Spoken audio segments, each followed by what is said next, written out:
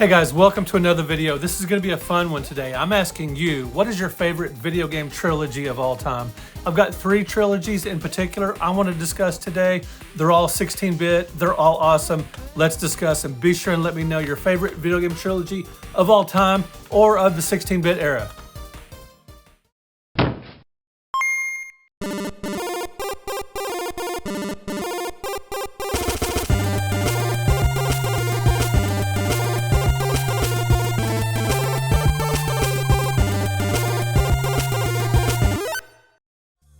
All right, like I said, I'm discussing 3 trilogies. That kind of makes sense, right? 3 and 3. First up is the Donkey Kong Country trilogy. Absolutely love this game. I have some of the best memories of any games I've ever played in my life. And I've told you guys about this before, how my wife and I would play Street Fighter 2 Turbo, and it started getting a little too competitive, if you know what I mean. So we switched to Donkey Kong Country, and we played some Donkey Kong Country 2 as well. An even better game in some respects. I love both. I played the original Donkey Kong Country more and I'm better at it, but the Donkey Kong Country 2 is amazing. These are gorgeous platforming games that are just so lush. The platforming just feels so great. You can run up extra lives earlier in the level, like in Donkey Kong Country, the first one. In the first level, you can run up, get a whole bunch of extra lives so you can play, and later in the game, you'll have all these extra lives built up to help you during the tougher parts. You can play 2-player. It's sort of co-op. You clap 5 and alternate playing, but you're moving through the game together, and it's really great. One of you might want to collect a bunch of extra lives. One of you might want to go through the easier or harder levels. One of you might want to play the bonus levels. Love the Donkey Kong Country trilogy. Now, the third game, it's great. It's quality, but it left me a little cold. It's just not as intuitive as great. It's a little harder than the first 2 games in the series, and I just never warmed up to DK3 as much as I did the first 2 games. But those first 2, I have so much great memories playing them with Carice. We've had so much fun together early in our relationship, early in our married life. Just awesome. And then we had kids and they sort of took over our lives. All right, guys, another 16-bit trilogy that's near and dear to my heart is Sonic the Hedgehog. This game was obviously the pack-in title with the Sega Genesis in 1991. I did not have a Sega Genesis until Sonic the Hedgehog came out. In 1989, I was working at Lone Star Comics, and I kept hearing about this great Genesis system and the awesome pack-in title, Altered Beast, that it was cooler and more mature than the NES, that it was just more badass and awesome. It had sounded better, had better graphics. And then when Sonic the Hedgehog came out, I bit the bullet and went and bought it. Now, the reason I didn't get a Genesis right away, as I've told you guys before, I was already playing my NES, ColecoVision, Atari 2600, and Television, Odyssey 2. They were keeping me plenty busy. And I felt like I didn't need to buy a system right away. I wouldn't have time to play it. And I was having so much fun with these other games. But Sonic the Hedgehog, as soon as I saw that in action, and just how gorgeous it looked and fast and fun, I had to get it. A game that's even better in some respects is Sonic the Hedgehog 2. Just amazing. I have so many great memories of playing the Sonic games with my niece, Kara. I did a video on playing the Sonic games with Kara, and I did one with Carice on the Donkey Kong Country game. So I'll put links in the description of this video to those. Kara and I had so much fun playing Sonic 1 and 2, and she was really young at that point. She called the Labyrinth Zone the Labyrinth Zone, but we just have so much fun and so much laughter over playing Sonic the Hedgehog 1 and 2. Now, my niece Kara, she was always very special to me growing up. Her name was Kara, but I nicknamed her Huggy, and that nickname stuck, and every family member now calls her Huggy. They have for decades, so yeah, really special. We used to have Brett and Huggy days where we'd go to the movies or play video games or stuff, or I would just spoil her, go buy her ice cream or something.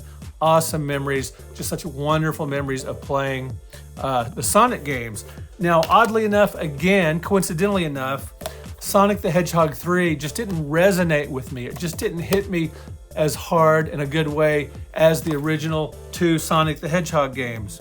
Now, yes, it's a quality title, but it's a little harder than the first 2 games, and I just didn't vibe with it as much, and I don't have the nostalgia tied to Donkey Kong Country 3 or Sonic 3 as I do the first 2 games in those series. Another trilogy that's near and dear to my heart because I love the IP so much and because I was blown away how they truly captured the property. Now, I don't have nostalgic memories of playing these games with friends. These were purely solo and have a cool story about buying these games. First up is Super Star Wars. Now, when this game came out and I saw what great reviews it was getting, it blew me out of the water. Such great platform shooting. Yeah, you can call it a run and gun, but I'm always gonna call this genre, like Mega Man, like Contra, platform shooter. Anyway, it's great. Vehicles, the music. It was the first Star Wars game Star Wars for the NES, that was pretty elaborate. But to me, this was truly the first great Star Wars game where you got to play a bunch of the different scenes from the movie. I loved it. It was followed up with an excellent sequel, and you don't have to guess this one. Super Star Wars The Empire Strikes Back, another great game. These are difficult games, but I played the heck out of them. The first Star Wars, I bought it when it came out. I had to get it right away. And I remember going to the Northeast Mall in Hurst, Texas, a suburb of Fort Worth, and looking at the strategy guide and writing down the codes in there. I didn't want to pay 20 bucks for the book, so I just got the codes that I needed to advance in the game because, yeah, it was difficult. And now, guys, the first Super Star Wars, you'll notice it's JVC. It was the publisher. This was the first production of the game. But for Super Star Wars The Empire Strikes Back and for Return of the Jedi, I have the THQ release. Now you'll see the little text there where it says, the classic hit, available once again on these. These are the next production, the second production.